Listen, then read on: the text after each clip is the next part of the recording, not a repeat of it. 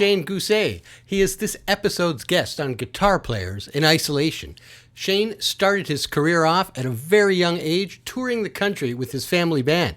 From there, word got around and he started working with artists like George Canyon, Jason Blaine, Jason McCoy, Colin James, and is now part of the Dean Brody Band. His love for Western swing music inspired him to start his own band. The Western Swing Authority has been around now for 11 years and is recognized by the best in the field. I am excited to have this multi-award-winning mandolin, fiddle, and guitar player on my 22nd episode of Guitar Players in Isolation. Hey, Shane, how are you? I'm great. How are you doing? Not too bad. Good. Thrilled to have you as a guest. Well, I'm thrilled to be here. Thanks for having me. Yeah, I mean, it's Guitar Players in Isolation is the name of the series. But, you know, I've moved around a little bit. A few guests ago, I had Doug Johnson, so we had pedal steel. Yeah. And listen, you play a lot of guitar. Well, I play, I'm a guitar owner. Yeah, but and a lot of the shows, and we'll get to it, a lot of the guys that you tour with, you know. I do sometimes play guitar, yeah. Yeah, you're often seen playing rhythm acoustic. Yeah. You know, so that's true. That's true. mandolin, you know, but your primary instrument, and which we'll talk a lot about today, is playing the fiddle, which, yes, sir. Not to get mixed up with the violin, right? Because if you're going to play in Texas, you got to have a fiddle, according to that's what they say. Yeah. So the song goes. All kidding aside, they're exactly the same. They are the same instrument, exactly. Just what you play on it. We'll start off with what's kind of current in your life. I just saw that you posted on Facebook that Western Swing Authority is going to be releasing a video to This Old Bar. That's right. Which is pretty cool. That was off your last album called Big Deal. Yep. And I know the song is pretty special to you guys because it's about the bar, the Commercial Tavern in Maryhill, and that's kind of where you guys got started. So about 11 years ago you got started. So maybe you could tell us a little bit about that song in the video. It's hard to believe it's been 11 years, but yeah, and it's been longer than that since I've been going to that place for sure, since I've been going to the Commercial. But yeah, that song was written specifically about the Commercial and the people there. But we decided we're going to make a video about it. And of course, we're in the middle of COVID. And, you know, I keep seeing about this place and that place, which is, you know, is maybe they're closing their doors or they can't be open and all these shows are canceled. And so we got thinking about it. And we said, you know, this song is about our place, you know, the Commercial. But it could be about any place, really, any place that is special to the listener. And so we got thinking about it, and we're like, you know, maybe we make a video that incorporates the Commercial and shows the Commercial the way we want to show it. And also, you know, maybe bring to light all these other places that haven't been able to have live music and haven't maybe been able to have their doors open yet. Or if they have, just at minimal capacities. And so so that's kind of where the video went. That's great. It's going to be out on Thursday. That's right. So, I mean, we're doing this today on Monday, so I probably won't have this out till it's after out. So somehow I'll incorporate a little clip of it into the video, into this video. Yes, well, we can make that happen. Yes, I have to know where you can find it.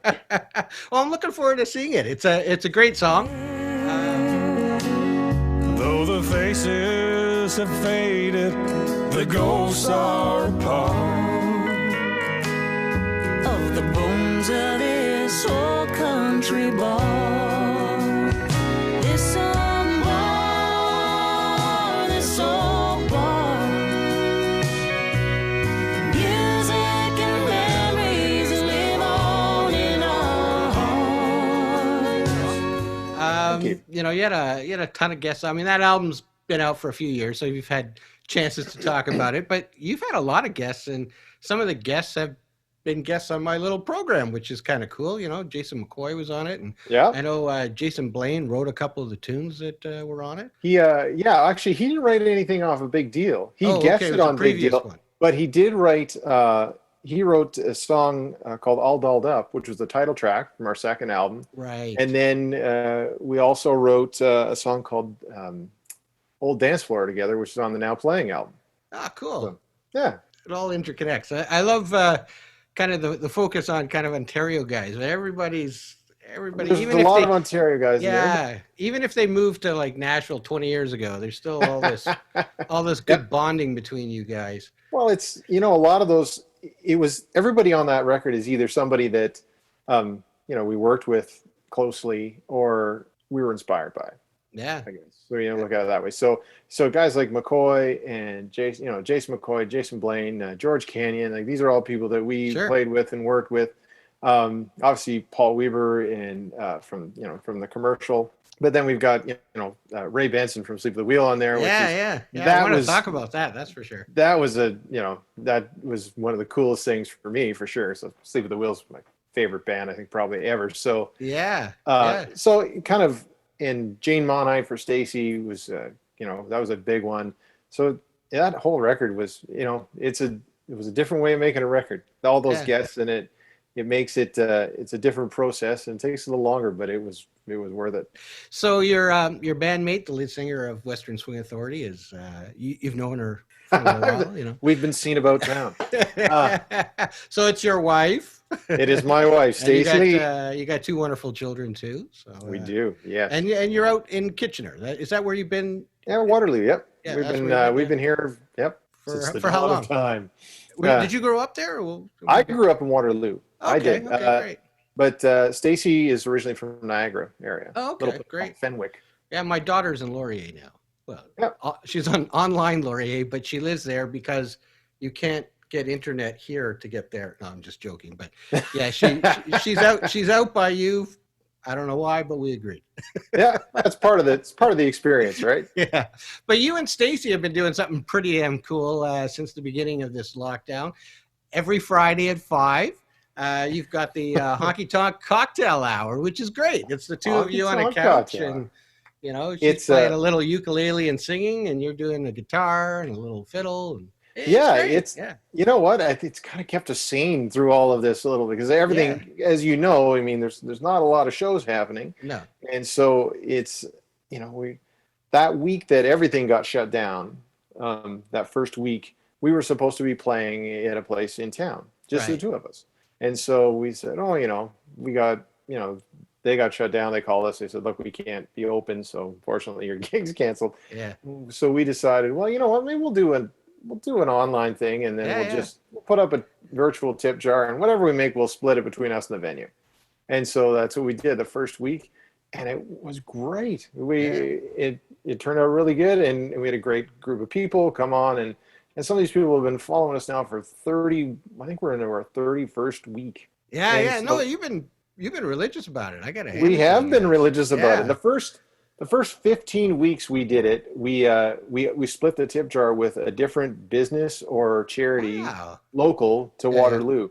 And so, we were able to, donate a lot of money in that span of time to a lot of organizations in town. And so the Hospital Foundation and all these different things and different venues in town that we wanted to hopefully help keep going. So it was that was really great. And we're just we had a point where we kind of had to keep it because we keep going.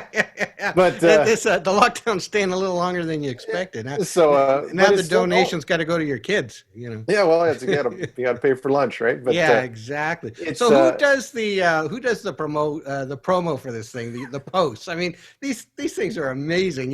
You stick you and Stacy's head on, I don't know, like a George Jones and a Tammy Wynette or something, and it's hilarious. It's been a riot. I get the next couple of weeks are going to be pretty fun, actually.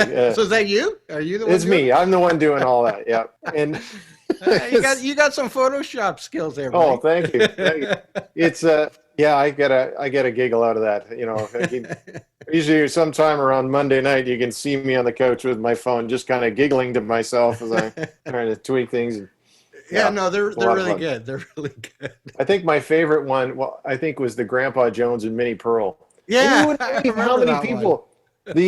How many people I think thought we dressed up like Grandpa Jones and Minnie Pearl? Like I dressed as Minnie Pearl, but it's just an old picture of them with our heads on it. But. I got to show you something. There was when the band I'm in, when we got together, I was having some creative fun with the posts. And my daughter, she was really good with Photoshop. But we did Who's Next, the album where they're standing in front of all the film equipment. Anyway, she like really did a great job, took all the heads off and then put our heads on it. Yeah. And my dad, he thought it was real. And I'm like, Dad, I'm not, I was Pete Townsend. I'm like, I'm not 180 pounds and 6 feet, I'm a short, chubby guy, That's some photography skills right there. Yeah, exactly. You can add a few inches to your height. She did an amazing job. That's awesome. So that's it. Yeah, no, those are great. I'll show a few of those. And then kind of just a few weeks ago, you were part of a first for the CMA Ontario Awards. Yeah. They did it as a drive-in out in London. And once again, Western Swing Authority was the house band, and the host again was Jason McCoy.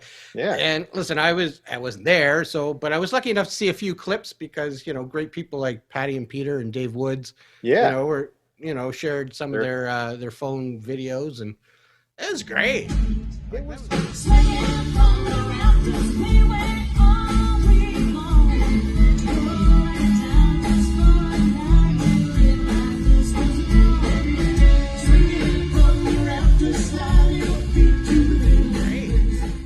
It was amazing. I kudos to the CMA Ontario, because I got to tell you, it was leading up to it, I did have my doubts as to how it would work, and it was awesome. Like they really put on something special, and I guess it's the first time that's ever been done. So the first time it's ever been an award show as a drive-in. Yeah. But they really put together a great show, and it was so fun. Like, it was great fun to play, and lots of great artists to back, and we got to do one of our tunes, and yeah, we had a great time. And, there was no skimping on the production. I mean, the lights and the staging looked great. It was from what I saw. Yeah. It did. It was fantastic. Sound was great.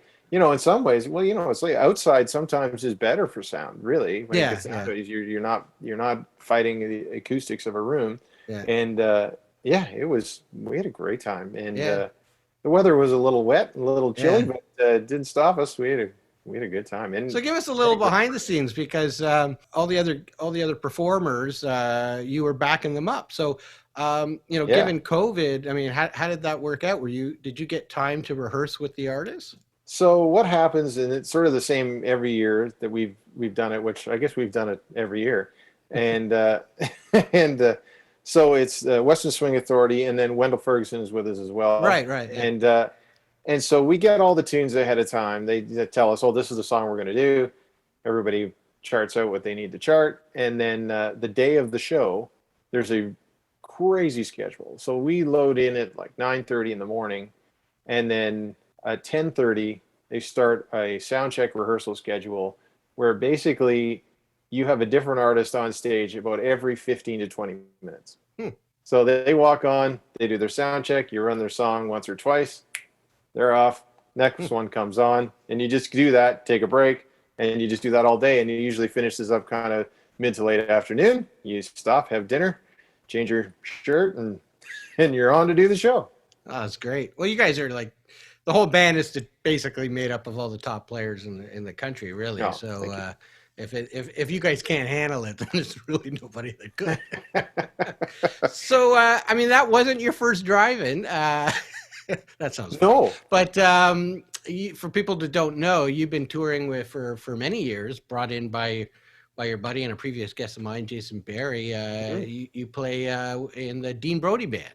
Yes. And what's cool about that, because I had a friend that was on that was spearheading a lot of the production for it, but you did kind of one of the first. I mean, I think Brett Kissel did the very first. The very first one out west, but I think we might have done the first one in Ontario. Out here, because you did Canada Day just near me out in Markham, and that was just like a week after I think I interviewed Jason Barry. Sorry. So that must have been pretty cool, because that was kind of like really fresh, July 1st. It was really new, and it was sort of right at the, it was very new. It was sort of one of the first things that had been going on. So it was pretty cool to go and see. It's very different. Yeah. When you stand up on stage and you look out, and it's essentially you're looking at a parking lot or, a field full of cars. But people, I think, were so happy to get out and see a show. And so they're all sitting on top of, they're hanging out their sunroofs and they're sitting in the back of their pickup trucks and it's honking the horns, honk, honk, honk. It was fun. And it's interesting to see. So we did that one on Canada Day, and then we ended up doing a couple in Toronto at the OLG stage there, and then a couple in Ottawa at the OLG stage there. And it was interesting to see the difference in how they ran them from Canada Day, which was the very first one. Yeah. And then, by, I guess, late August or early September at this point, how they had changed certain things and just to make it work even better. I haven't been to one. So how did it, because I know the very first ones, like you're right. It was out West. I think Brett Kissel was doing them in Edmonton, and he was like, there was plexiglass all over the stage, kind of looked a little odd, and then obviously that kind of disappeared. But how has it changed since July? Well, I think it's changed more out front than it has on stage. Other than the one thing I did notice that was really strange is that because it's a drive-in style, they do everything through FM broadband, and they send the signal to the car. So if you're in your car, you hear the show. But the first show we did in Canada, there was no PA. There's no PA. Oh, okay. Because I've seen some pictures, and it looked like there's the Arie PA on the sides hanging. There were since. Okay. In the shows since they've done that, but that very first one there was none. Now they have sort of it's smaller. It's not what you would have normally, but it's enough so that it still kind of goes out over the crowd, so you can hear it. Wow. But the first one, I watched I was watching Andrew Hyatt was opening that show, and I was sort of standing at the side watching, and all I could hear was drums. Oh yeah, that's it. It's like true in ears experience here. It was so that was pretty weird. But now they do run a PA as well as send the FM signal to the cars, and so it feels more. I don't know. You got to have a little bit of that. Thumb hit you when you're there. And the thing that I notice more is the difference in the response out front. Because instead of that, it's well, you take what you get, right? But it's fun. It's really fun actually, because it's so different, but it's I mean, it's like the movie, the Cars movie. All the Cars are those are your fans, and that's it. And you did something else that was kind of fun in the summer, and I really wanted to go because I had just interviewed Jason McCoy at the time, and I guess throughout the summer there was a promo company, Tour Bus Entertainment, and it was doing these kind of backyard kind of backyard and sessions. Yeah, so that was kind of cool. I mean, I guess people volunteered a property, and then they kind of kept it hush hush, and until you buy your ticket, then they tell you where to go, right? Yeah, I think it's more or less how it worked. I don't know. I would. They told me where to go, so I knew how to get there. But yeah, I think that's how it worked. Well, his was delayed 1 week because of rain. Well, that's it. Because I saw pictures again from Dave Woods. He was sharing it. It was amazing. Look, pretty well. You, Stacy, and Jason is like the best trio I've seen. I don't know how long. I mean, that was good. I mean, it was really fun. But it looked like you were in the back of like some giant house or something. Or where that's exactly. You can't say exactly. Yeah, that's exactly what it was. It was a huge house, right? But the ticketing that they have, because of the way they've spread it out, is limited numbers, right? So it's a very intimate concert, and that's exactly. It was this great big house, and then it was supposed to be outside, and the first week it got rained out. Then that week we show up and the clouds start rolling in, and they're like, well, what are we going to do? What are we going to do? And they had this massive room in this house, and they said, well, look at, everybody's got their lawn chairs. We can space everybody out. Everybody has. Oh, it was actually inside. That one ended up being inside. It was the only one I think that was. Gotcha. So it was a big enough house that people could bring their lawn chairs into the house. Yeah, they did. And so everybody brought their lawn chairs in. They put their masks on and sat there and watched the show. And it was fun. It was really fun. It sounded amazing.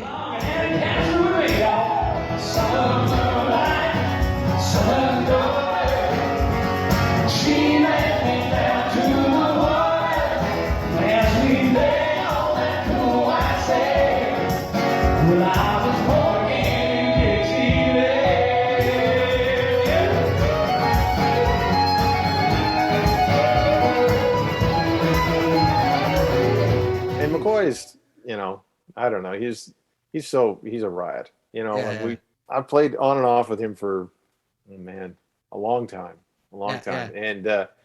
and he's kind of one of the most talented guys I think I've ever met. Like Yeah. he's such a great entertainer. He's a writer, he's a guitar player, he's a singer, he can do everything, you know, and he's funny as hell. Like And he's so smart funny. business wise, right? Because Oh yeah. he always has figures out how to put a song together with an angle that he could market it to. You know, like He's the very smart man. Zamboni thing, and He's yeah, a very smart man. yeah, he's a smart guy. But Yeah. yeah, the three of you sounded great. Like the voices, it was. Thank you. Kind of wish I was there. Kicking myself, I should have. Well, we'll have to do it again. Yeah, I think you should, because my parents live out in Dundas, so I thought, maybe I'll go see them, and then because Ancaster is very close to Dundas. I kind of skipped. We touched on some stuff that you've done, but just to kind of, I'll do the brag for you, just to get everybody up to speed.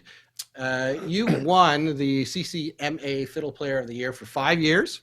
Yep. And you won 2 years for Mandolin Player of the Year. Yeah. And some of the artists that you've toured with was named, but you last 3 years you've been fiddle and acoustic guitar, mandolin, Dean Brody.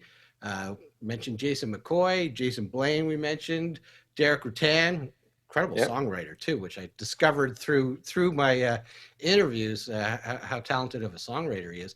Colin James and even Richard Marx.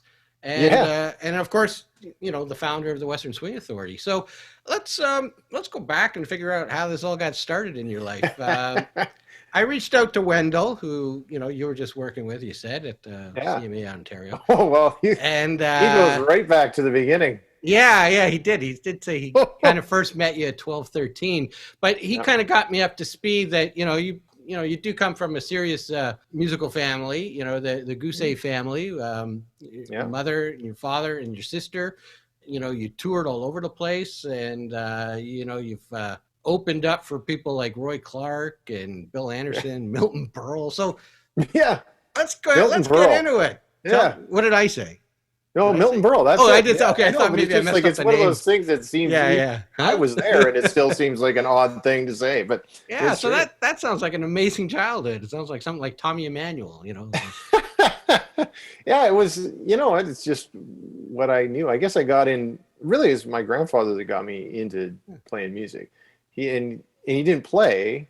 He was a step dancer. So in Southern Ontario.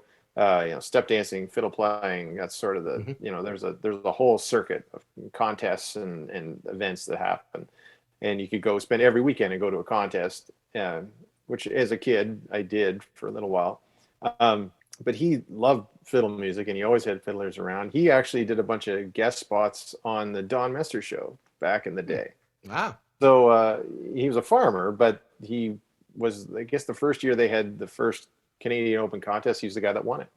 And so that it was his claim to fame, and they would fly him out and he would do these guest spots on the Don Messer show. Wow. So I kind of, there were great fiddle players that would show up at his house. Usually right before Shelburne, there'd be this big party that would happen on the farm. And, guys like Graham Townsend and all the Schreier triplets and, the Ranger and, like all the kind of fiddlers, all the fiddlers of the day that were, would come through there and they'd all play. And so by the time I was old enough to get into playing anything, that's all I wanted to play was fiddle. I thought it was the coolest thing ever. Right. Cool. And so that's how I got started. And then when he passed away, that's kind of where it started. I guess my dad, my sister and I started doing these things where my grandfather would have performed. They invited us to do it and we would do this little tribute thing to him, and then that just sort of grew into, okay, well, we're going to do a little bit more and a little bit more, and then we were singing and we were doing this and we were doing that, and that's kind of how we started. So when I first met Wendell, probably was about 12 or 13. Did your parents play too, or my dad played, and my mom doesn't play at all, but my sister and I both played. And then so there was always musicians that sort of were with us because it was just the three of us. Gotcha. And so Wendell was one of those musicians. I was really lucky. Okay. Like when I think as a kid, and I don't know how that introduction even happened, because it would have been my dad that would have hired the players in those days. And I don't know how it happened, but so I remember at one point it was like Wendell Ferguson and John Diamond and like so all these guys I met when I was a kid. Oh, wow. You know, I got to play with these guys, which is kind of what turned me on to being a player. You Wow. know, so it's like I would hear all the stories about these guys going out and touring with this person and that person, and Yeah, yeah. always be talking about whatever. And so all as a kid, I'd just be sitting there going, "Oh, I want to do that. I want to do that." Right? And so it kind of got me hooked. Gotcha. So it was yeah, like the family thing, and then your dad would hire all these side guys to play with you. And Guys like then Wendell was one of them. Well, that's cool. yeah, so and then we did that for a long, long time. And then for a while we were doing gigs on cruise ships, and I was flying all over the place. I circled the entire earth to go play 2 shows. I flew from Toronto to, how did this go? Toronto to LA to Taipei to Singapore. I got on a ship, played 2 shows, got off in Mumbai, flew to Heathrow, and then to Toronto. Okay, so this wasn't when you were 12. Okay. No, that wasn't when I was 12. No, when I was 12, it was more like fairs and festivals. And your stuff parents like just sent you by yourself at 12. Yeah. Good luck. But yeah, so like some of those things, I got to meet Roy Clark. I remember that was a pretty cool one. Like, that must have been still amazing. Think of that. You know, one of the coolest things about that was, so we played at his theater in Branson, Missouri. So we opened, and then he would be, people were going to see him. We were just at the opener. But he would stand in the wings and watch every show. And he had 3 fiddle players in his band. And one guy's name was Shelby Eichhorn, and he was the main fiddler. And always in between shows, he would sit down and he would show me stuff, like swing licks and stuff. And he'd take his mandolin and he'd say, "Look at all these, if you want to voice these chords for swing tunes, it's really fun." And we would jam, and he taught me a bunch of it. And I always remember that guy. And then 3-4 years ago, I get a message through the Western Swing Authority from Shelby. Yeah. But he doesn't realize, like, he doesn't make the connection at all. And he says, "Hey man, I love your band. It's really cool." And he didn't, I'm playing a Western Swing band out of Oklahoma. And I said, "Man," I said, "I know who you are." I said, "You won't remember me, but this is what happened." And I said, like, that was a big thing for me when I, as a kid. That was awesome. So that's it was great. Cool to reconnect. That's a great story. It was full circle. I was going to say, so yeah, the family band for years did that. And then I started playing, starting to getting calls for different artist gigs and that's great. And doing more of that, and then of course still playing bars and whatever else. And then I remember getting the call for the George Canyon gig. And that was a big one for me. And I did a lot of touring with George. The Fiddle Show.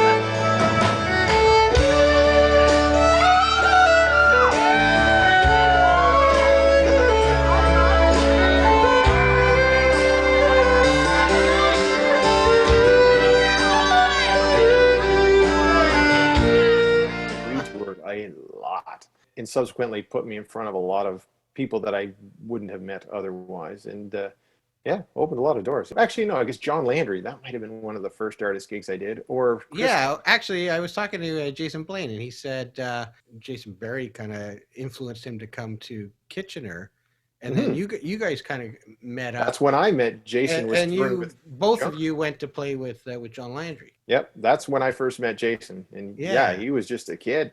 And that's when I first met him, was playing with John. And maybe before that, maybe it was Chris Cummings. I'm trying to think. So there's Chris Cummings, John Landry, and then Jamie Warren. Wow. Those are some of my first, like artist gigs that I was doing, and I was loving it. And I remember getting a call. We did Lace. I played with Lace before Stacy did. Yeah, Stacy was in Lace, right? Yeah, she was. She was one of the 3 girls.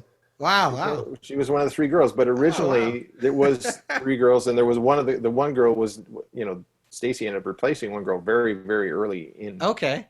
And so I had, so we toured a little bit together with that. And I think it was through that I remember getting a phone call. I was at the movies.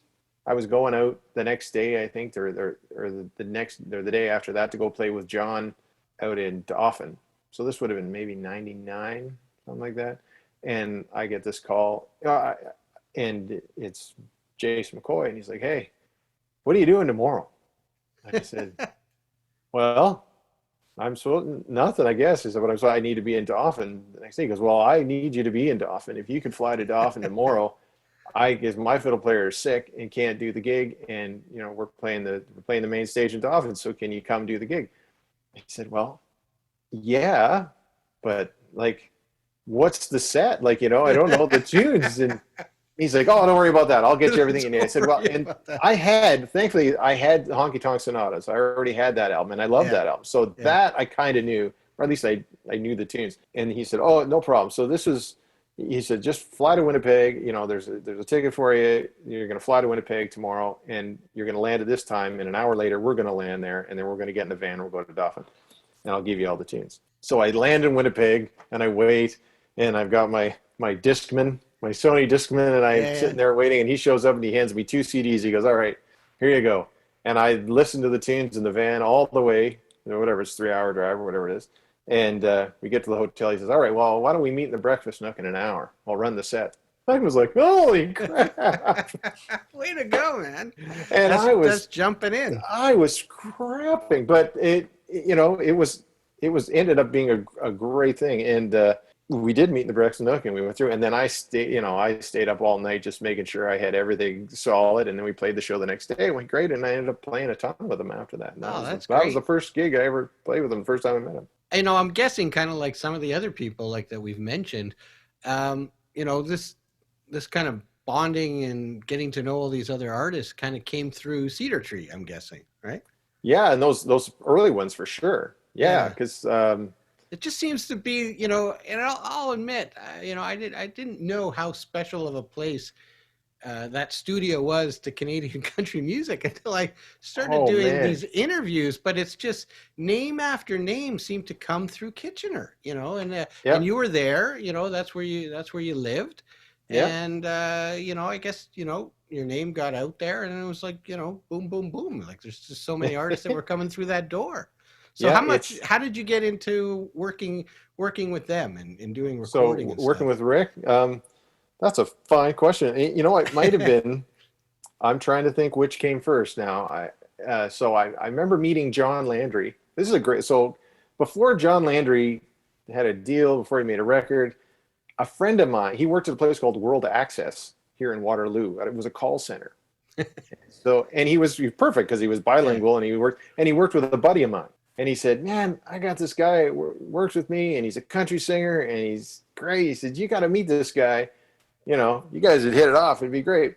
And so by chance, we did end up meeting one time, and we got together, and we, played a bunch of tunes and just sort of hung out. And he was, he's great country singer, knows his stuff. And then you kind of didn't hear anything of him for a while. He was working at World Access. I was doing whatever I was doing. And then when he was making his first record, I got the call to come in and put some fiddle on it. And I'm trying to think if that might have been the first session I ever did at Cedar Tree, where I met Rick. I know the song. It was Long Gone Forgotten. I remember it. And so you must have, that's maybe when you met Paul, because I think he was on that too, right? When I met Chappie? Yeah. When that's a fine one. How could I not remember the first time I met Chappie? I think I brought that album up when I interviewed him, because he had like some of that lightning speed chicken picking stuff. Oh yeah. He's all over it. Yeah, it could be. You might be right. That was your first thing. Oh, that's great. And Stacy had been doing stuff in there as well. So when she first came to town, I don't know. It's so long ago now, I can't remember. But she was at Cedar Tree as well, and doing some artist development stuff. And that was before she ended up doing the Lace gig. And she was right there. And people, it's just like a little mecca of musicians. Yeah. It still so is. I guess that's where you met your wife? Actually, we met at Lauier. Oh, okay. Oh, nice. Yeah, like I said, my daughter's there. Yeah. We met at Lauier. I was playing with a guy named Fred Hale. I still play with Fred from time to time. And oddly enough, in the band that night was myself, Jimmy Boudreau, who plays drums with the Western Swing Authority, that's right, and Pee Wee Charles, who plays steel guitar. Yeah. So Ed Ringwald. So we were all playing in this band, and so I was thinking it's always weird that those guys were in the band the night that we met. And she was in first year, maybe, and they came in with their Powder Puff Football League after their game, and That's where I met her. She came up Oh, wow. and talked to me, and she's like, "Yeah, well, I'm a singer. I just moved to town, and I was like, oh, you're a singer. Well, I said, well, you should give me your phone number because and yeah, that's how we met. And then of course we got we That was went out a great. couple times, and I was like, oh, you really like for real? You're real like You're for real? a real You're a singer. singer. Yeah, yeah. Yeah, no, Um, she's got a fabulous voice. she's I'm her biggest fan. I got to tell you, it's I hope so. I would say that people are like she's the best singer I know, and I don't say that because we sleep together. Like that's just she just did. I was talking to Wendell a little bit that I was going to be talking to you. This might be funny. I have no idea what it is, but I'm supposed to ask you this. He said, if you recall, and you can tell us the story about the time you were filming a promo video directed by, he wasn't sure of the name, Roman or Rollo, at the theater in Waterloo. I already know where this is going. He thought this would be a good story for you to share. And I have no clue what it is. So, okay, this is going way back. So yeah, I might have been 12, maybe. oh, okay, gotcha. And there was a song called "The Man in My Little Girl's Life," and so it's supposed to be this really sentimental, very serious, song. And my dad was sitting on this stool, and he's singing this song, and then at the end of the song, my sister would come and put her hand on his shoulder. Right, it's supposed to be this touching moment, right? Yeah, yeah. And but instead, what happened is Wendell came with a bunch of socks stuffed in his shirt. And it came and stood behind my dad with his hand on his shoulder. And my dad sings the last note, and he looks up and he goes, classic Wendell, right? Yeah. Okay, so that's probably why you wanted me to ask you. That. It has to do with him. Has nothing to do with you. That's right. That's cool. That's cool. And another guy that you work with he was out of Stratford, but he still spent a lot of time in the Kitchener area, was David Kalmusky. David, yes. And so he gave me a question to ask you. All right. He asked Shane about the last time that he bought a bag of cheesies at the Jolly Bun Filler. I got no clue what this means. Well, and I got a picture to stick in this about you guys there. So do you? Okay, yeah. So this would have been that might have been the John Landry tour where I met Jason Blaine. It could have been the same one. Oh, wow. And we were in an RV, and we were driving across the prairie. So we had played in Dauphin, and then we were driving maybe to Calgary. I can't remember. And so we're in this RV, and I don't know why. Of course, when you're tired and you haven't slept a lot, everything's funny. And so we were just driving in, through the prairies, and all of a sudden, it might have been me. I looked out the window and I saw this sign for a place called the Jolly Bunfly. I said, "Stop the truck! Stop the car!" And he said, "We got to go get our picture." So we went and got our picture, which is probably the picture. David has all the pictures. He always has pictures. It's amazing. I don't know how he must have the best filing system ever, because every time I bring up anything about, oh, remember that time? A picture shows up almost immediately. But during one of those drives, now, if you know Dave, he doesn't sleep. Like, he's just one of those guys who's just going all the time, right? Always going, always going. And so he would always be up way later than anybody else. So Bob Picard was probably up front driving. The rest of us were asleep. And I was in that, those RVs where it's got the truck front and then the bunk is up over where the driver is. Sure. Okay, so I'm up top. I'm in that thing sleeping. And Dave is sitting at the kitchen table and eating cheesies. And I guess my foot is hanging over the edge of the thing, of the bunk, and sort of sticking out. So he's sitting there and everyone's asleep and he's eating his cheesies, and he just takes it among himself to start taking cheesies and sticking them between my toes one at a time, and then until I start having this dream about like bugs boring into my feet and wake up like, like a thrashing. And he laughed. It was like the funniest thing ever. He's just killing himself laughing. So yes, David Kalmusky, and I often think of that the cheesy story when I think of David. Well, that's the last question thing I have from previous From guests. other people. So you can relax now. I can relax. Well, okay, I got off pretty easy then. That's not so bad. So I guess I mean, correct me if I'm wrong. I guess shortly after that, things got going for Jason Blaine, and you had kind of joined him, and we had reached out before I interviewed Stéphane Laplante, because you were doing a tour opening up for Brooks and Dunn. I mean, that at the time in your career, that must have been a pretty big deal. Yeah, that was a huge tour. Yeah, it was, and it was really cool to sort of watch that machine go, because it was fascinating actually to watch those guys and watch that tour and just watch it happen. And from that close up, like you wouldn't believe what happened behind the stage. Like, as much as the stage was out front, there was as much in the back that had everything from guitar techs and that kind of stuff to like a guy whose all his job was just mix Ryan Cokes for Ronnie Dunn. If that red cup was empty, there's a guy ran to the back, gave him another one.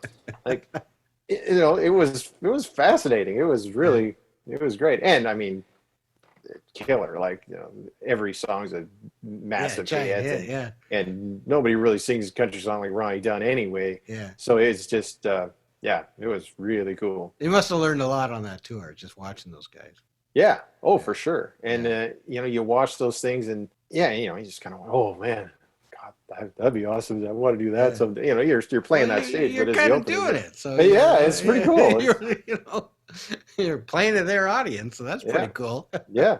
I mean, you got a pretty good relationship with Jason Blaine. You Western Swing again as a house band for I think 6 years, helping him out with his fundraiser up in Pembroke. Yeah, which is that's pretty right. cool. So, and sad that obviously you didn't get to do one this. Didn't get to do one this year, no. Yeah. Hopefully everything's back on for next year. But that's a pretty impressive thing he was doing. I mean, it's amazing. He raised a lot of money over the years. He's raised a ton of money, and all for that area, right? Yeah, different things, Boys and Girls Clubs and different organizations up there. It's it's great. It's awesome. He's kind of giving back to the place that raised him. Really. No, it was really impressive. And it's really cool because it's such a community event, right? And I think that's the thing when you get into like a smaller town, it's a community thing. Everybody in town knows, and everybody is involved, and it's kind of neat for me because way back in the day, when I was a kid going to the fiddle contests, there's a big one in Pembroke in that exact arena, and as a kid, I remember thinking that arena was huge. Like, it was massive. It seemed like there was 1 million people in the audience. And then when you go back as an adult, you're like, well, is this the same place? Like, that's kind of funny. Some of the people on his committee are actually people that I knew from the contest days. Oh, wow. That's great. So it was kind of cool to go back. And then, we'd been doing the house band thing for CMAOs. We'd done a bunch for CCMAs for the legend shows. Right, yeah. And he's like, look, I want to do this thing, and I bring in all these different artists, and so would you do that? And yeah, of course, why not? It's kind of a no-brainer. So great friends with Jason and Amy, and knew all the people that were coming to play, and it's been a great experience. I mean, this goes back a long time ago. We were talking, opening up for Brooks and Dunn, but with Dean Brody, I mean, you've been and other artists you've played with. I mean, you've played some pretty important stages. You played the Grand Ole Opry. You've done the CMA Festival in Nashville, and I read too on your bio, you played for the UN troops in Kandahar. Yeah, tell me about that. That was with George Canyon. So I started playing with George. I'm going to say in 2007, like early 2007. And within that first year, I think it was around then. And I just gauge it because I know our first daughter was born, and she was around 1 when we got the call to do this. Yeah, that's how you gauge things in life. Yeah, it's true. Yeah. And so George called me and said, hey, look, we got asked to do this thing. But he says, I'm not telling you have to do it. I'm going to tell you what it is, and you can tell me if you want to do it. And if you don't, that's okay. And so, he said, this is what it is, and we're going to go, and we're going to fly in, and we're going to be at, Kandahar Airfield Base, right in the middle of where everything's happening. And so, he says it'll be safe, but it is what it is. You're still flying into a war zone, so just you decide what you want to do.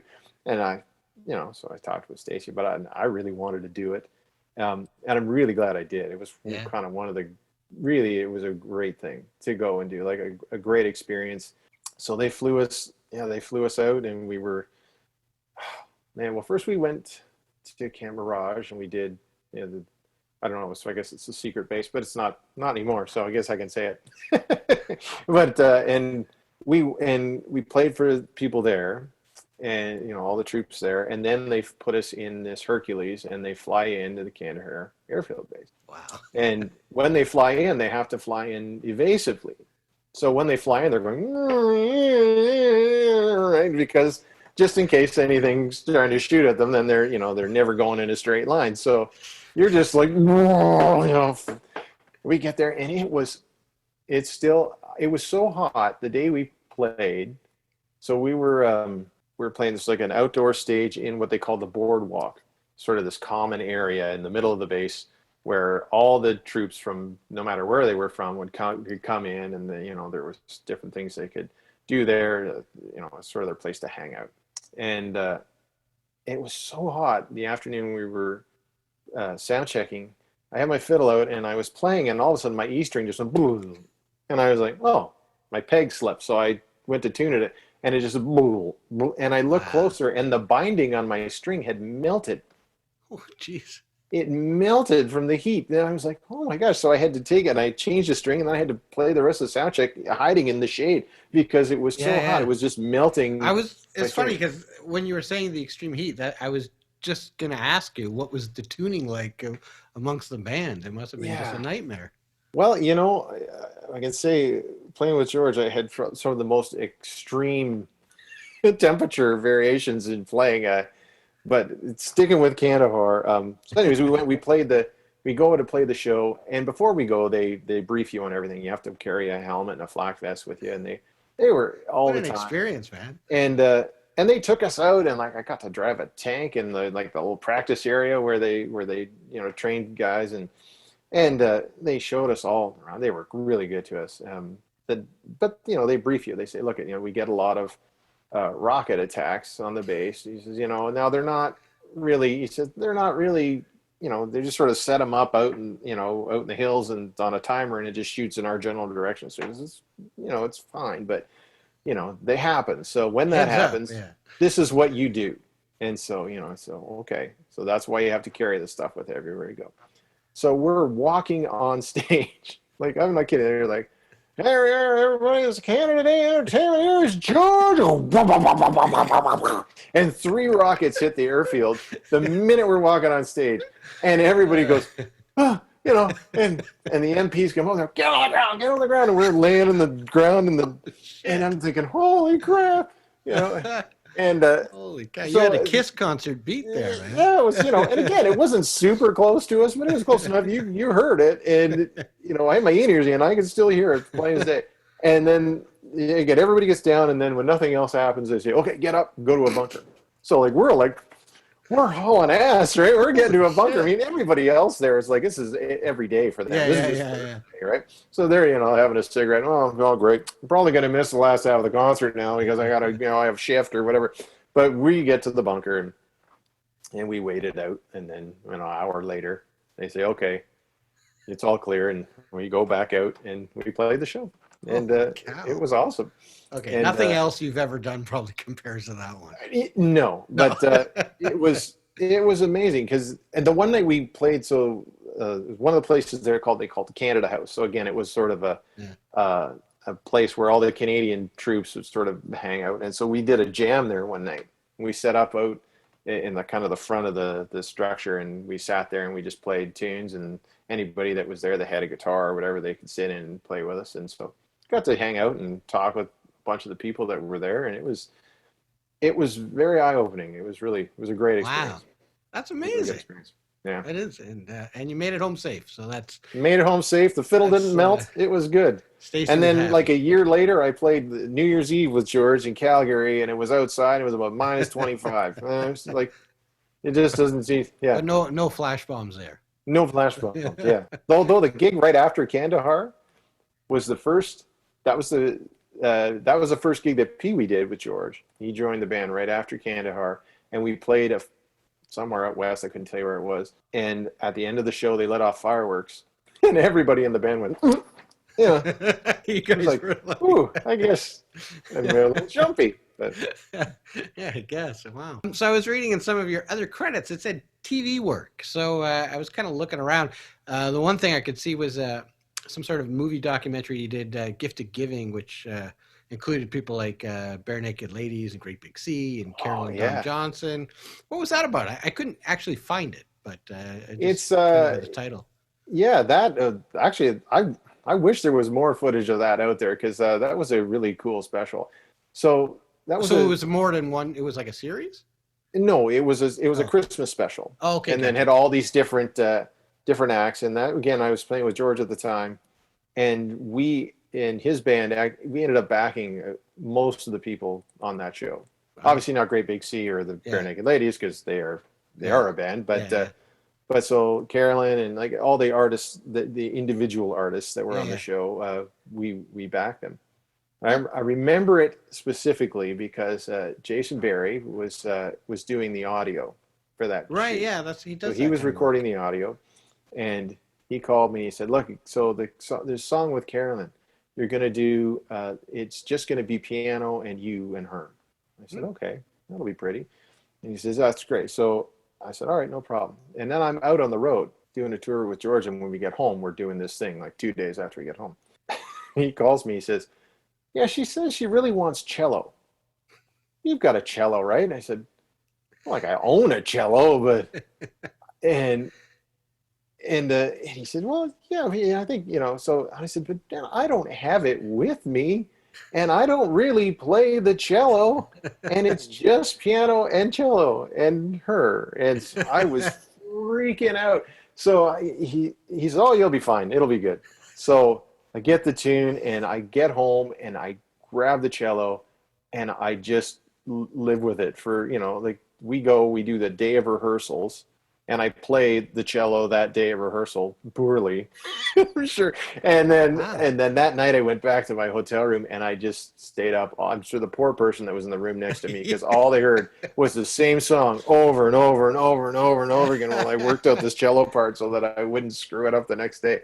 Wow. But in the end, I was quite happy with how it turned out. That's pretty cool. So prior to that show, when was the last time you had played it? Maybe a year before. Oh, wow. Like I might have done it. Like I would have it if I was working on like a string thing for a session or something. If I was doing string stuff at home, I would have it and just do really simple lines, to kind of fill things out. But this was like a real cello part, like not just. And so I was stressed. It's just winter, but it'd be Christmas if you were here.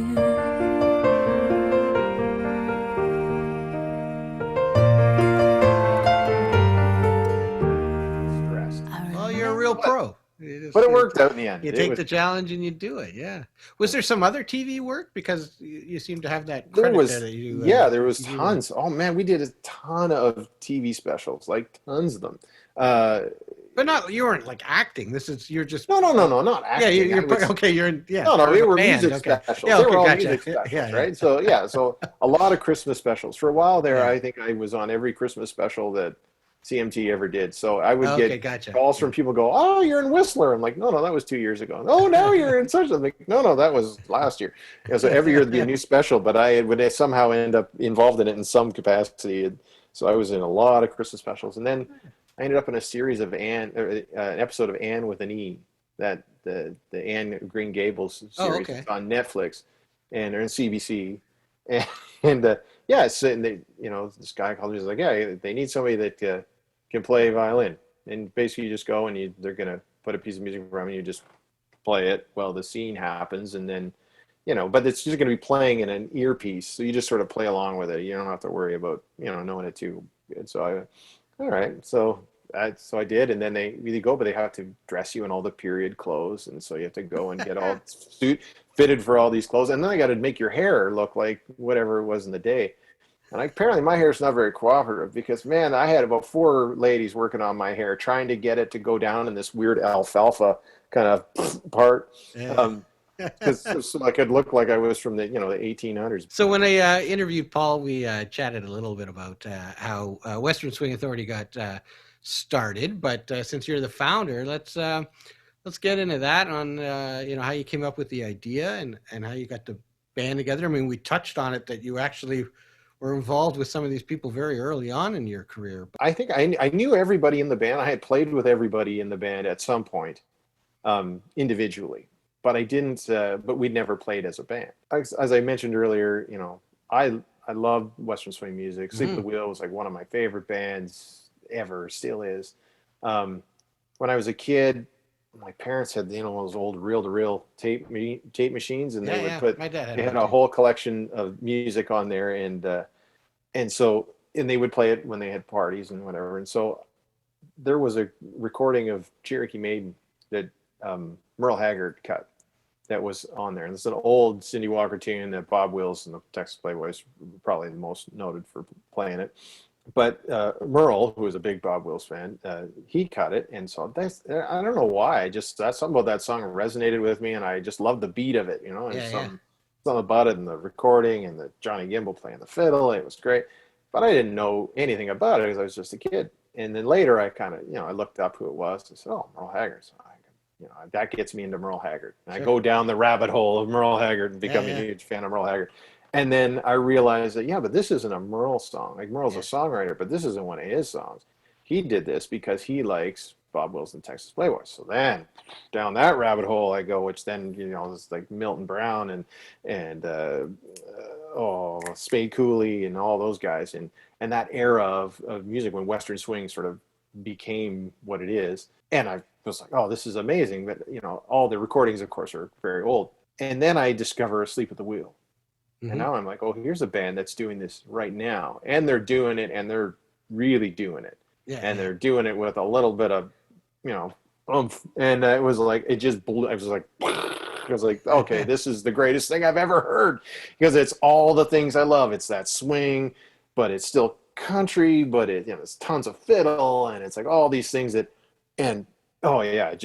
was hooked. So I've always loved this kind of music. A friend of mine, Charlie St. Dennis, who was the original drummer in the Western Swing Authority, but is also a fiddle player. One day he stops by my house. He says, "Hey, I got something for you," and he gives me a DVD of the Time Jumpers from the PBS special that they did years ago. And so I was like, "Oh, what's this?" He goes, "Oh, you're gonna love it." I had no idea who they were. Yeah. And I again was just became obsessed with that DVD. And is this before Vince Gill joined him? Yeah. Oh, long before. Well, long before. Okay. I think Vince was they do interview Vince in there because he was a sub. So when one of the guys couldn't make it, Vince would be one of the guys that would sub in. Right. And he talked about, he's like, I go and we play, and then he goes, you walk out, and you've got make $18 off the door, and you think it was the best night of your life. Yeah. And so I watched that and I was like, oh my gosh, this is just amazing. So I'm obsessing over that. I'm sitting at home one night, I'm watching this DVD, and I'm like, man, Sleep at the Wheel, Time Jumpers. Like, God, I'd kill to have a band like that. I just kill to be in a band like that. So he says, well, why don't you just do it? It's a good question. Why don't? And so I got my computer out. I sent a message out to kind of everybody that I thought would be into this, and everybody came back like right away. I was like, yeah, let's do it. And I had sent to Charlie, and originally thinking he would be one of 3 fiddle players. And he's like, I want to be the drummer. And I said, oh, okay. I didn't even know he played drum, but it was his main instrument, but I always knew him as a fiddle player. And so, and that's how we started. And first we needed a place to play. And I'm like, okay, well, where are we going to put together a 7-piece Western swing band, have a venue to play at? Who's going to do this? Paul Weaver, Commercial Tower. So I call Paul, because I've known Paul for years already at this point, and have been playing out there for a long time. And I know if anybody's going to get it, Paul's going to get it. So I asked him, I said, look, we'll pick an off night, and we'll just try it. We'll see what we do. So we picked, Tuesday nights, and we did twice a month. But the first gig we ever did we had never all been in the same room at the same time. We just picked a list of songs and showed up and hoped. And it's not like a list of songs that you would normally have learned for gigs. It was like all obscure music that you would never have played for any of the other gigs you're doing. And it's really pretty ballsy when I think about it. But and we all showed up and we played the gig, and it was a ride. And then we played every other Tuesday night in Maryhill. We did a house gig there for 7 years. Oh, wow. And that is what kind of made the band what it is. Yeah. Because we played every 2 weeks, we would play. And all those arrangements and everything sort of just happened organically. I was going to ask that, because that's probably not something you could just wing. I mean, you know, especially for the twin fiddle thing with you and with you and Dan. I mean, you kind of got to. Here's the thing about Dan Howlett. I got to say, Dan Howlett makes it easy, because Dan can harmonize just about anything. If I'll just go, hey, what about this? And he'll just go and like pull a harmony out like that. Gotcha. Super quick. So, but you're right. It's not something like we still kind of have to have an idea what the other guy is doing. Yeah. And so, I mean, there's tons of improvisation in the music itself, and there's tons of soloing, and there's lots of that. There are key parts that have to happen in it. Then that's sort of the element that is more like a big band almost, where we're playing. I mean, you guys we're playing the role of the horn section. I was just going to say along with Pee Wee. Yeah. And it's so, you know, all that stuff sort of came together. We learned the basic tunes, and we were starting with all these, you know, traditional Western swing songs. And then, you know, it was one night somebody would do something, you know, somebody would pull out, you know, Chappie do a little thing. And then the next time you'd play it, you know, somebody would harmonize that line with them, you know, get them to do it again, and we'd harmonize that. And then all of a sudden it becomes a thing. And so all these little things that only happen when it's a band that you play with all the time. Yeah. You know, well, that's great. I mean, you know, you picked an off night so everybody could still have their main gigs, and you just kind of built it kind of in whatever audience was growing with you, you know. So it was so it's just very organic. And you know, Charlie ended up leaving the band, and Jimmy's the main drummer now. And I think that's sort of Jimmy in a lot of ways was the missing link to what our, you know, us having a sound. Like now when I listen to the band, I think doesn't matter what we play, we sound like the Western Swing Authority. So outside of that, everybody's been original since day one, right? Yeah. That's the drum chair is the only thing that has changed. I have a 7-piece band, and there's only been one member changed in that many years. In 11 years. That's pretty great. So we'll go through the names for everybody. So you, obviously, Stacy Lee, which is your wife, and you refer to him as Pee Wee. I guess that's his name, but Ed Ringwald is his proper name. Ed Ringwald, yeah. I guess Pee Wee, because he's so tall, you just call him. Well, that was the name. Pee Wee. Well, he got that name from playing with Lightfoot. Oh, okay, so he toured with Lightfoot, and I think that's where the name came from.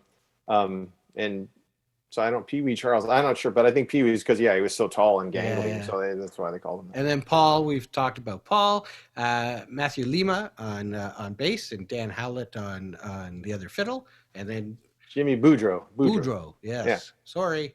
That's all right.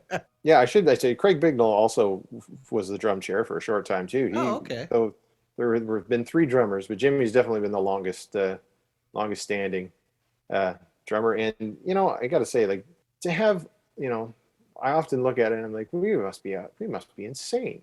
We live in Southern Ontario, and we have a 7-piece Western swing band. Like, there's a lot of people don't even know what Western swing is. Yeah. You know, but yet we're still here after 11 years, and that's sort of the sum of the parts. You know, the band is the sum of its parts. It's like everybody. One more time for Shane Gousey.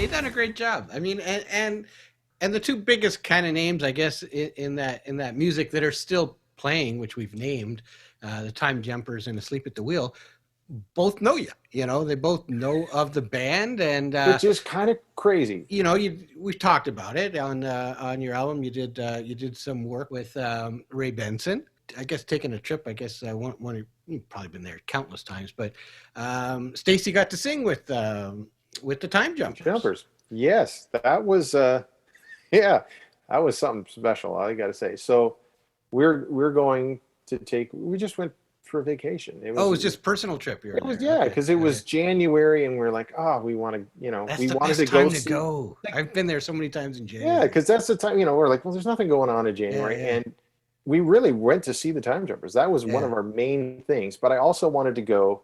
Stacy was going down to write with someone, and then I was going to meet with Buddy Spiker, who is a legendary fiddler from like Buddy's probably one of if not the most recorded fiddler in Nashville history. Okay. Played with everybody under the sun. I was going to mention Larry Franklin, which I assume he's a hero of yours too.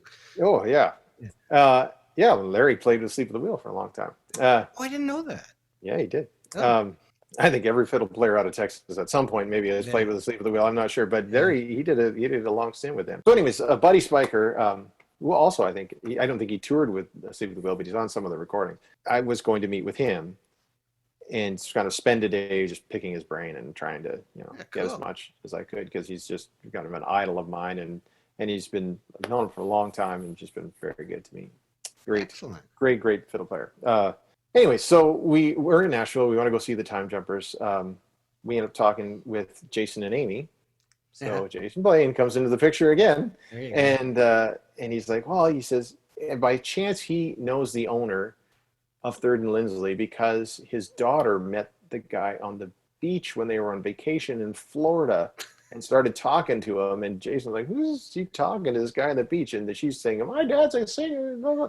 And so by the time he gets up there, these guys get to talking. He's like, oh yeah, I own Third and Lindsley. And he's like, oh my gosh, well, yeah, I'm a singer and songwriter, and I live in Nashville, and blah, blah, blah. And they strike it up, a friendship. And so he's like, look, you're going to have to stand in line forever to get in there. But he says, I know the guy. So look, I'll just give him a call and they'll set a table aside for us. We'll go for dinner and then we'll show up and do the show.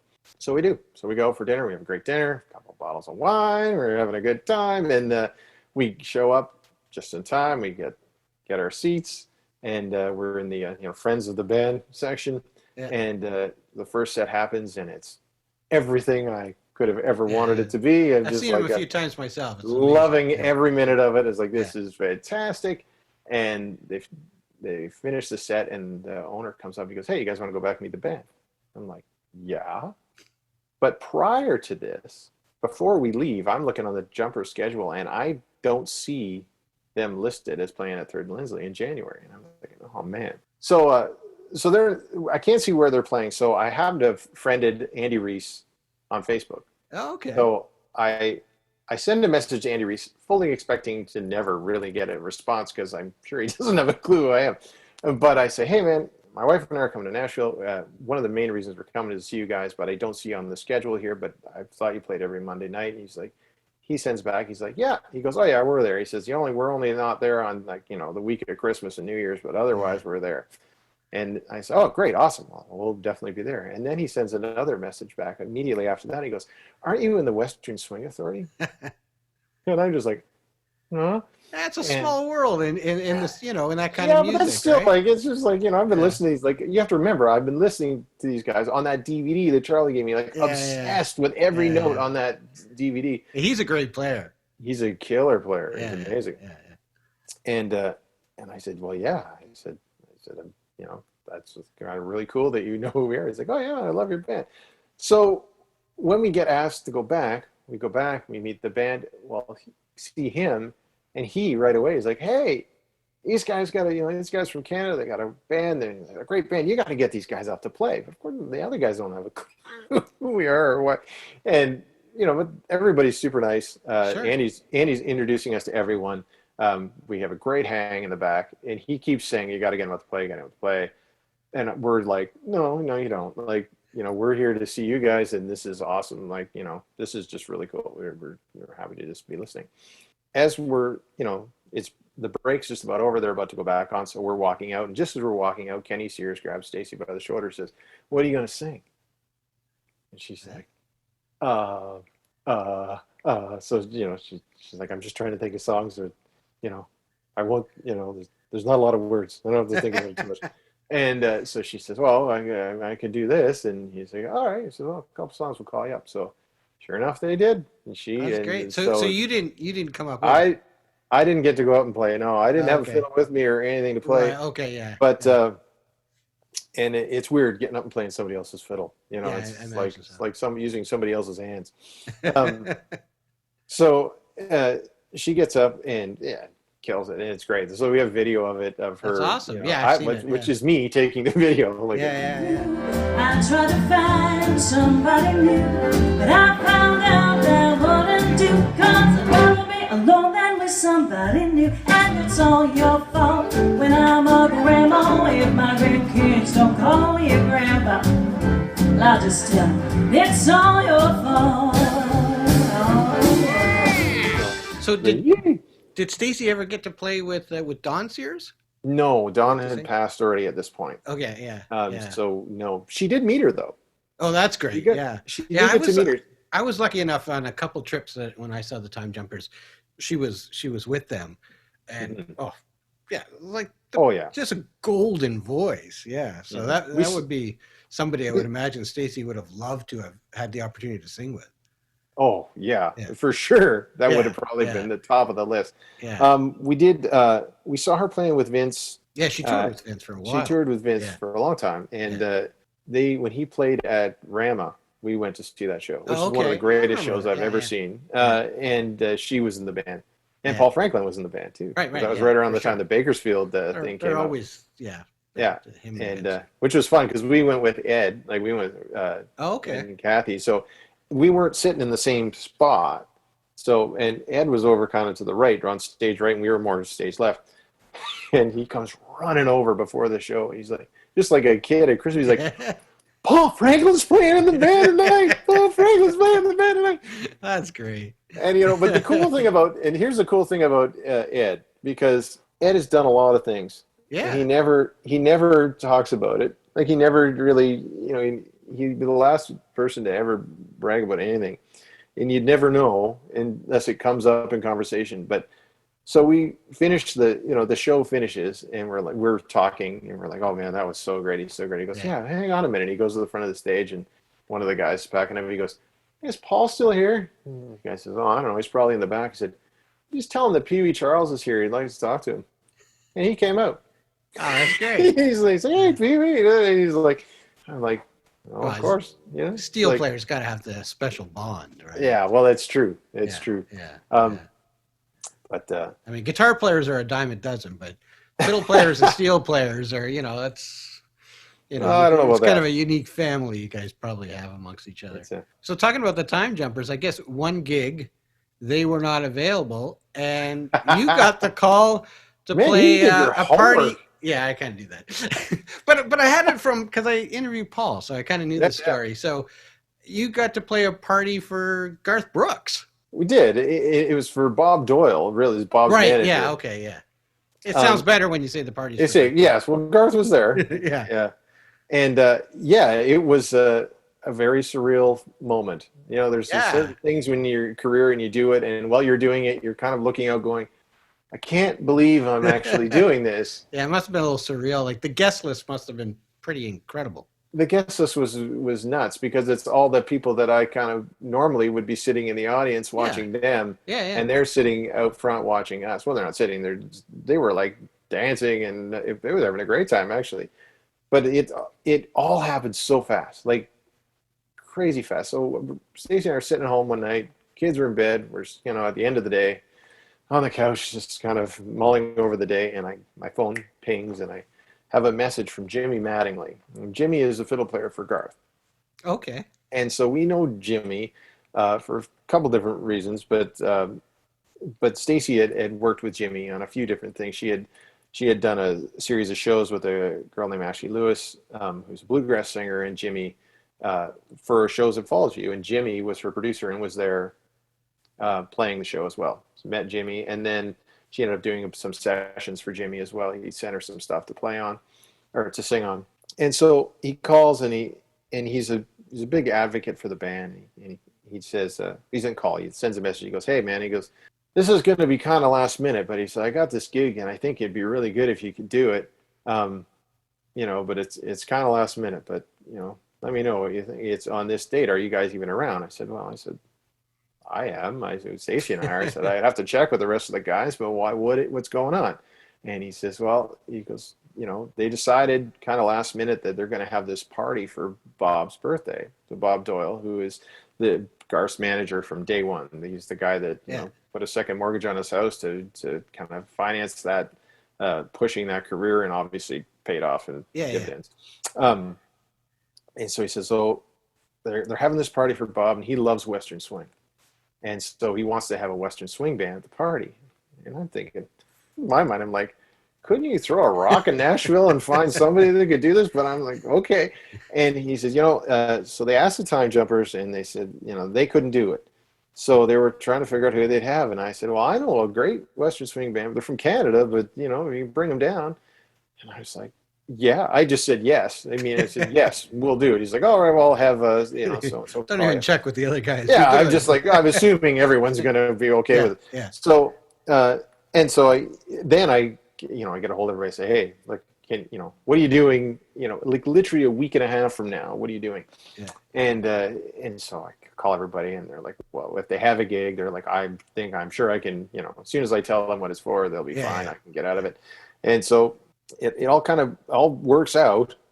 and even like the getting across, like I didn't have visas and it's 10 days away. And how am I going to do this? But it's sort of serendipitous. I called the union office in Toronto and I say, look, here's the deal. What do I need to do? And the lady turns out to be a huge Western swing fan. Oh, like Asleep with the Wheels, her favorite band. She's like, I love Western swing. What's the name of your band? Well, and she starts looking at something. She goes, oh, you guys are great. Well, we got to make this happen. Like, this is okay. And so she is in our corner, and everything sort of works out, and we all pile into a Sprinter van and drive to Nashville, and then show up and play this private party at this place called the back room at a place called the Standard. We're playing, and Garth and Trisha are walking in, and Steve Warner's walking in, and all the guys from Garth's band, and Bob Doyle, and it's like, and I'm just kind of, like at one point, Chappie, he's laughing at me because we played this song, and I hear one person in particular clapping particularly loudly, and and I'm like, oh, thank you, and I kind of say thank you before I look to see who it is, and it's Garth. And so I'm like, oh, thank you. Oh, like, thank you. And I hear Chappie in the background laughing. But it was awesome. So was that gig before or after you went to go see the Time Jumpers? This was after. Oh, wow. Yeah. Well, that makes sense. This was after that happened. And what a story. That's good. Super cool. And and the best audience to play for those guys, because they all know the music. They all, again, they got in. They were having a ball. Awesome. We talked about Jason quite a few. Jason Berry. Sorry, too many Jasons. Yeah. But he produced all 4 of your records. 3 of them. 3. Okay. So the last 3. The first album we did with a fellow by the name of Ben Kemple at a studio in not St. Clements. That's where Woody is. It was sort of an experiment. Yeah. That was the first one. The band started in 2009 in like April, and then around August we're like, we should get together and record some of this stuff and see how it sounds. So it was Matthew and Ben sort of came up with the idea, and Ben offered up his place, and we went, and we literally were there for 4 hours, and, ordered a couple of pizzas for dinner and sat down and just played a bunch of stuff and then left and didn't really think a whole lot about it. Yeah. And then it was Matthew and Ben sort of sat with it. And then he called me one day and he said, this sounds pretty good. So, we went back and said, and we ended up releasing it as a record. But that record was literally cut in a matter of hours. That's great. So it's kind of like a live show, basically. It's live off the floor in the studio that's like an old church that was, was where Ben lived.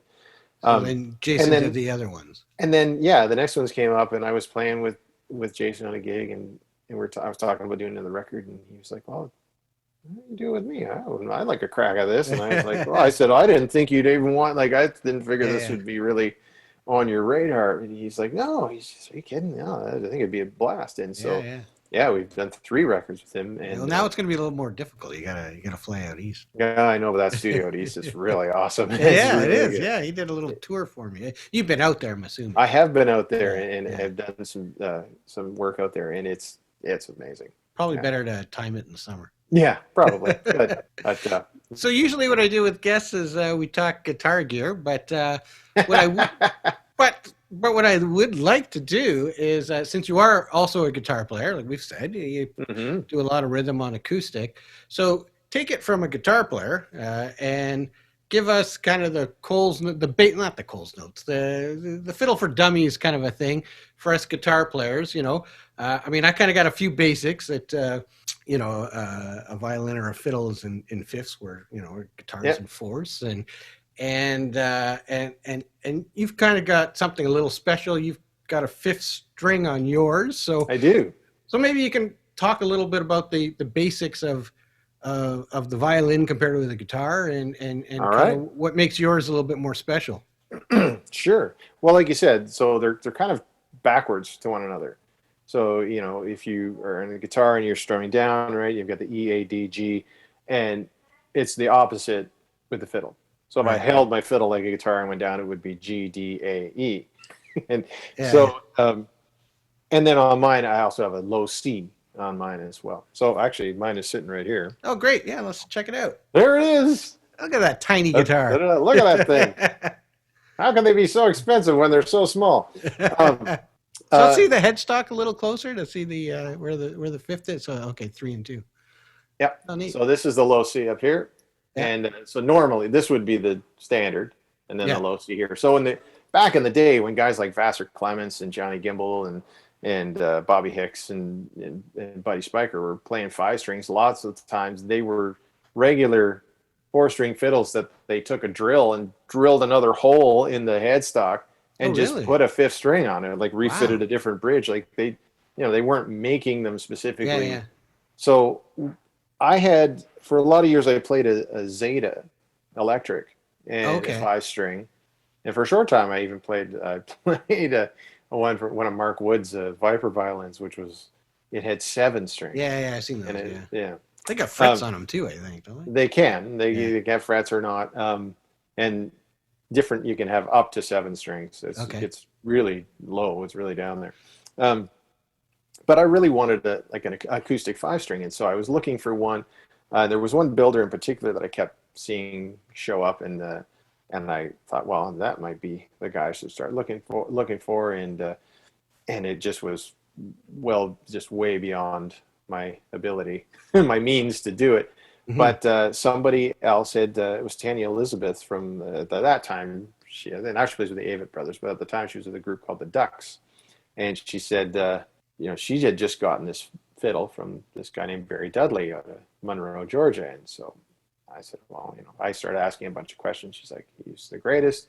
You're going to love it. Just talk to him. And he'll ask you a million questions, and then he'll build you exactly what you want. And so up until that point, I had been playing the same fiddles that I had since I was 16. And which is an old German Strat copy that I got from Raymond Schreier, when I was 16 years old. I still have it. Great fiddle.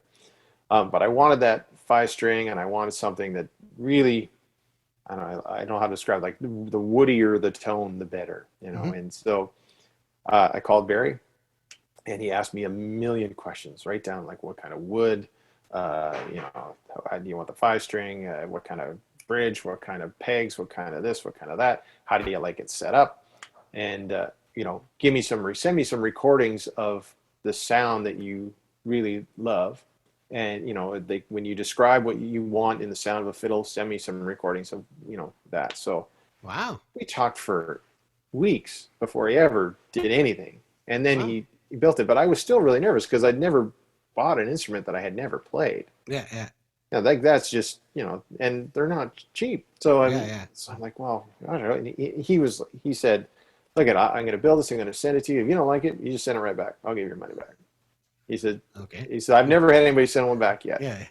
So I said, all right. So, and he sent it, and yeah, there it is. And I love this thing. But yeah, you have that low C. So this would be your standard, and then we have a low C on the bottom, which is. So when you're touring, you just tour with the one, or do you have take a backup with you too? I often do take my other one with me, but it's not. I know, like some guitar player, I can see behind you. You've got. Yeah. You know, I put them up for show for these videos. Yeah. It's there's a lot of guitars there, but I don't have 10 fiddles. It's the kind of thing with fiddles, they need to be played. If you're not playing them, then they don't, they're not happy and they don't sound the way they should. So, so this is my main one that I play, and then the other one that I said that I've had for years and years and years, I bring, and I'll sometimes bring a second. If I need to do any kind of altered tunings, then I'll have one that's tuned different than the other. Oh, interesting. I didn't know that. So there is different tunings for a violin. There are. So there's a couple. There are open tunings. Oh, okay. So you can tune to like an open A or an open D. So there's that type of thing. And then sometimes, especially in top 40 country, I think of one song in particular of Dean's where it's a song called Wildflower. And it's got this big fiddle intro on it. It's beautiful. It's played in one key on the record, but it's not. But it's been pitch altered, or it's been tuned down. Okay. Right. Okay, so now when you play it live, you gotta So now it's like, well, yeah, because I can't utilize all these open string drones if I'm playing the song in F sharp because it doesn't work. Yeah. So I have to tune one fiddle down. Okay, well that makes sense. Yeah. Tune a half step. You would do the same with a guitar, right? Yeah, exactly. So lots of times guitar players will tune down a half step. You can't put a capo on a violin. No, you cannot. So for the most part, you just play in those keys. But when you have to recreate something that's already been done, then you have to figure out how to make that work.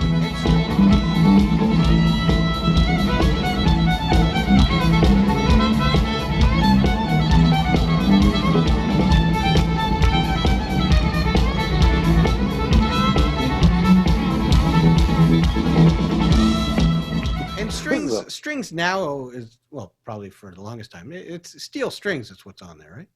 Yeah, well, they're sort of they used to be, back in the day, you can still get gut strings, but they don't stay in tune. Right. For what I do, it wouldn't really make sense because I'd be forever. I spend more time tuning than I would playing.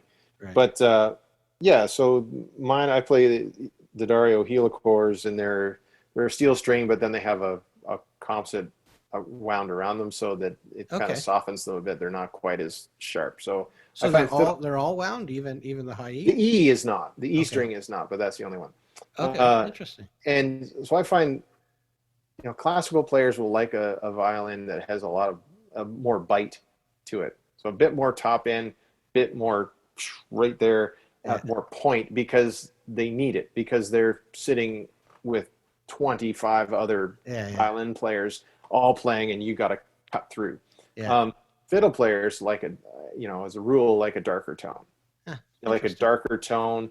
So if you listen, if you were to pick up different violins, and I've done this lots of times when I'm going to get a bow rehaired or any kind of work done, and of course you walk into the place and they're like, "Hey, you want to come upstairs and try some fiddles?" And I'm like, "Oh, sure," and then promptly give them back when I realize how much they are. But and I can almost tell, and I'm getting to the point where I can tell this is a French violin, this is a German violin, this is Italian, this is interesting because of the tone of them. Oh, that's cool. They all have a very unique sounds. So and I know what I like. So my favorite is old and Italian and really expensive. So I don't get to really have that, but it's lovely. Interesting. But when that's cool. When they're handing me instruments, they don't tell me anything. It's just, she just says, try this. Tell me what you think. And I think I can't afford it. I think, and I'll be like, yeah, this is French. Not for me. This is, and then I get to one of as I said, is it Italian? She goes, yeah. I said, yeah, I knew it. I said, how much is it? I remember one day playing, and I said, this is Italian. It's really nice. She goes, yes, it is. And I said, how much is it? She said, it's $35,000. And I went, shit. Here you go.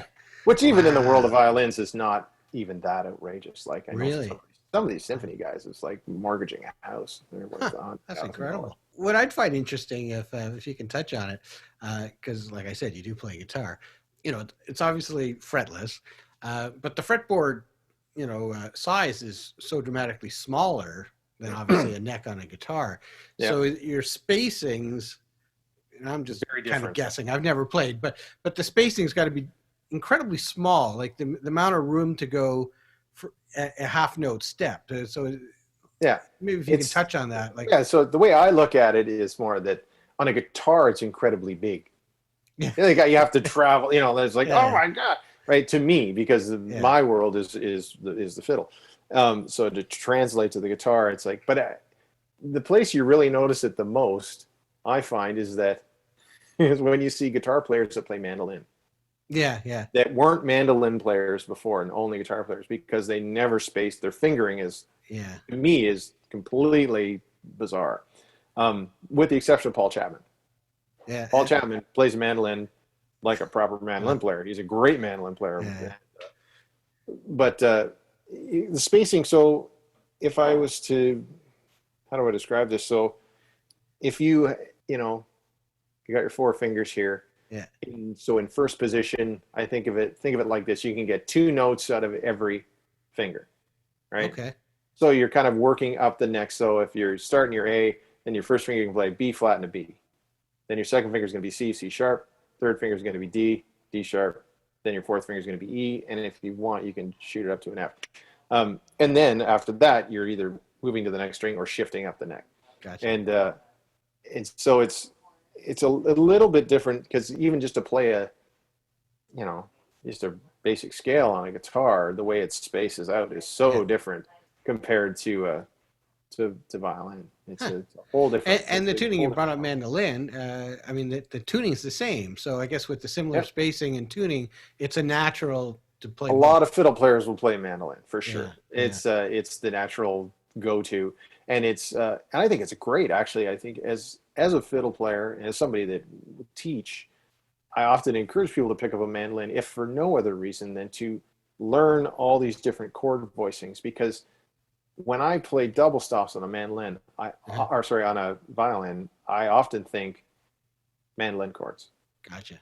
I think four-note chords. I don't necessarily play you a four-note chord. You started on the violin first. And then violin was first, yeah. But in picked terms of double stops, it translates the same. That's what you're doing, is you're playing a chord. But as somebody that is used to playing in bands and not symphonies, or orchestras, I think more like a guitar player than your average violin player does. Right. Interesting. So I think chords a lot. Yeah. Because you have to, right, if you want to improvise. But lots of violin players don't improvise at all. So it's a different, it's a totally different animal. And then there's the bow. The bow is the thing that is really. Oh yeah, that thing. That's the thing. So for me, a bow is that's the comfortable place. Way more comfortable than a pick. Gotcha. But and if you don't know what you're doing, the bow is the thing that makes it sound horrible. Yeah. Well, depends who's playing it. Yeah, this thing, right? That stick that And you said you teach. I saw that you teach at Lauier, right? I do. So Lauier owns what they call the Lauier Conservatory, also known as the Beckett School of Music. And so I'm in that. I should say sort of. I teach there. And I'm the total black sheep of the faculty, because I'm the only fiddle player, and I'm the only guy. I also teach a thing called improvisation for strings. Oh, wow. So I take string players that I've never improvised before, and then try to get them to think, okay, now if you were going to go in and do a session, this is what's going to happen. They're going to hand you a chart, or they're going to make you write a chart, and this is probably what your chart's going to look like. I hand them a number chart, and they look at it like, what is this? Complete. So are you teaching now, or has it been changed because of COVID? Well, I can't teach in-house. Yeah. Because the university, well, as you know, everything at the university is online right now. So I teach all virtually right now. Okay. Everything I'm doing is virtually. So is that part of like a music BA program? No. So what I am, so anybody can come to me. Okay. So when the music faculty in the music program, and then the faculty in the conservatory are two different things. They're kind of all under the same umbrella, Right. But no, I would love to do some stuff for the faculty. Yeah. If you're listening, I would love to do some stuff for the let's faculty. do it.